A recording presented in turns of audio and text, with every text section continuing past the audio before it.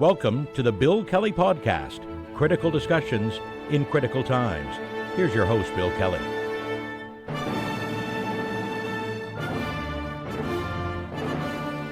Welcome to another edition of the Bill Kelly Podcast, critical discussions in these critical times. I'm your host, Bill Kelly. Well, 2025 is going to go down in history as the year that free speech, and just as importantly, freedom of the press, died in the United States. Died. I thought for a while there it was on life support, but there are indications right now that it's gone. I mean, they've flatlined on this. The latest example, of course, is the, what they call suspension of Jimmy Kimmel Live on ABC for, well, we'll get into the details on that in just a second, but it's the latest in a long line of incidents that's happened right now. Kimmel's situation he has been a critic of Donald Trump and the Trump administration. For many, many years now, not just with this second incarnation of Trump as president. And he made a statement during his monologue a couple of nights ago that suggested that the MAGA people are going out of their way to try to make sure that the alleged assassin of Charlie Kirk was really a left-wing whack job. And in fact, it proves to be just otherwise. He comes from a family that are hardcore MAGA people, Trump supporters, etc. So there's a misinformation campaign that's going on right now. And Kimmel talked about that, as others have done too.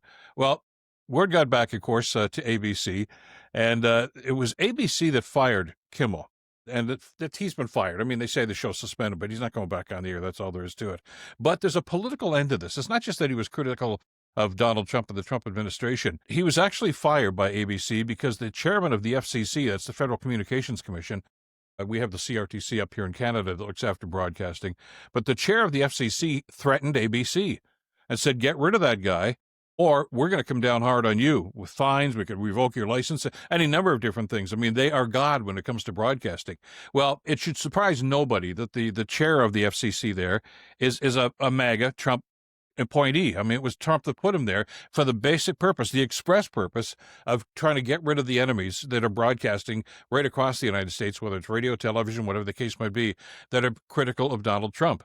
And this is exactly what had happened with ABC. They either had to get rid of Kimmel or face the consequences from the FCC, which could have been substantial.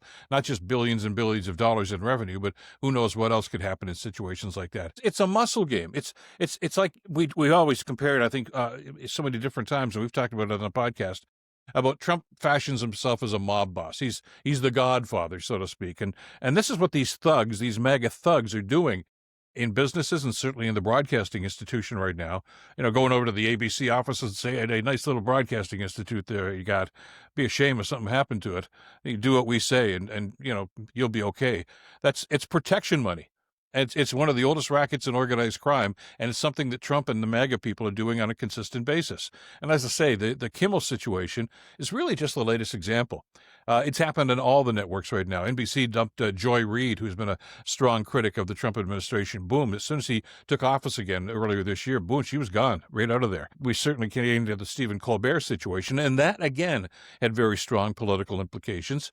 As we know, there was supposedly a merger going on between CBS and Paramount, big company, billions and billions of dollars. But for the merger to happen and all these filthy rich guys to make even more money through a merger, they had to get federal government approval. Well, the word was out that, look, Colbert is a big thorn in our side right now. You get rid of him and you can get your deal. Well, they fired Colbert, said, yeah, that's it. No matter the fact that the ratings were the best, and he was a very strong and vocal critic of Donald Trump. So he gets canned, and literally days after they fire Colbert, lo and behold, that merger deal is okayed by the federal government.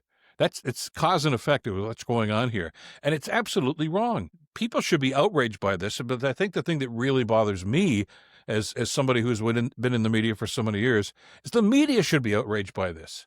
They are protected by the First Amendment down in the States with their Constitution, and it's being abused by the Trump administration, and nobody seems to want to do anything about it. CBS, have paid billions of dollars in lawsuits, frivolous lawsuits. They didn't want to go to court because they're afraid that even if they won, what's going to happen to them with their broadcasting licenses, revenues, on and on it goes. It's blackmail. It's political blackmail, which is really, when a thug like Donald Trump is in the White House, I guess you have to expect that. But it's only a one-way street. It's the critics of Trump that are being targeted in situations like this. On Fox News, where they preach the gospel of Donald Trump on a regular basis, they're golden. They're Teflon. Nothing seems to happen. Just this week on Fox News, one of the Trump talking heads there on their morning show basically suggested that street people, homeless people, be given lethal injections. Kill them. Kill homeless people. This is what he said to try to get them off the streets. He apologized the next day, but there were no ramifications. And he apologized basically because of somebody wrote an apology for him, I'm sure. But that should have outraged any administration with any moral value at all, but it didn't, because it's kind of what Trump is thinking anyway. So the double standard here, I think, is quite sickening. And as somebody who has been in the media and somebody who has respected so many people in the media for so many years, it bothers me, it hurts me to see that the way that they have simply caved in to what's going on these days from the Trump administration. Because I remember just when I was getting into the business was the Watergate scandal. It was just brewing. We were just starting to learn about that. And we were learning about that because of the hard work of Woodward and Bernstein, the two reporters from the Washington Post. I know that All the President's Men, the movie, that basically told that whole story with Dustin Hoffman and now the late Robert Redford. Great movie, by the way. But one of the other key players in that was the publisher of the Washington Post, played in the movie by Ben Bradley. The reason I wanted to mention this is not just Woodward and Bernstein, who did incredible work here against great pressure, because they knew they also were putting their careers on the line, maybe their lives on the line, and so was Ben Bradley and the Washington Post. Because, the Nixon administration denied everything and they were going to sue them and this is wrong and you're demeaning our character and a lot of stuff. And there was immense pressure for them to drop this whole investigation. And to their credit, they kept going. They said, no, we got to go. Ben Bradley, who was the publisher, could have nixed this at any time. But Woodward and Bernstein did this great work, and Bradley and the other people in the administration, the Washington Post, said, well, we got to do this. The New York Times has done that in the past, too, with the Pentagon Papers. The Washington Post, again, in other incidents. They're doing their job as media people, as journalists, to try to hold government's feet to the fire. And God bless them for doing that, because we would not know as the public what was happening.